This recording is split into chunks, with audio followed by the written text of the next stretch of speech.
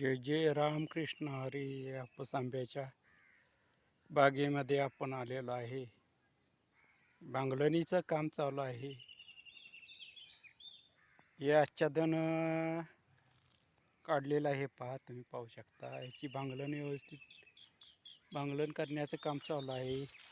या झाडांचं आच्छादन हे बाजूला केलेलं आहे. हे आपण पाहू शकता. हे आच्छादन भांगलण केलेले आहे. हे रोपाच्या सभोवती आच्छादन हे टाकलेलं आहे. याचं कारण म्हणजे आता एप्रिल महिना चालू आहे. प्रचंड उष्णतेनं पाण्याचं बाष्पीभवन होतं. हा ओलावा टिकून राहण्यासाठी याला आच्छादनाची गरज आहे. त्याच्यासाठी आपण आच्छादन देतो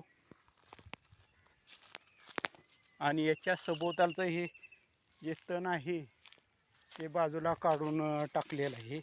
हे पाहू शकता आपण, हे आच्छादन.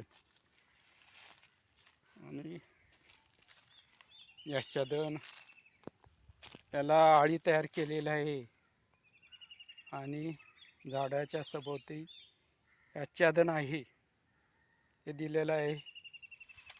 ओलावा, याचा उद्देश म्हणजे ओलावा टिकून राहतो याच्यासाठी पाणी दिल्यानंतर या प्रत्येक झाडाच्या बुंद्याला आच्छादनाची गरज आहे. हे आच्छादन आपण देत असतो. हे पहा, भांगलण चालू आहे. आच्छादन बाजूला केल्यानंतर, भांगलण झाल्यानंतर याच्या सभोवती टाकणार आहे.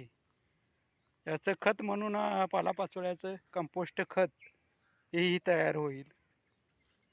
हे आपण सभोवती आळी तयार केलेली आहे.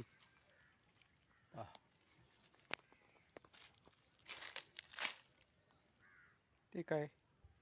चॅनेलला नवीन असाल तर सबस्क्राईब करा.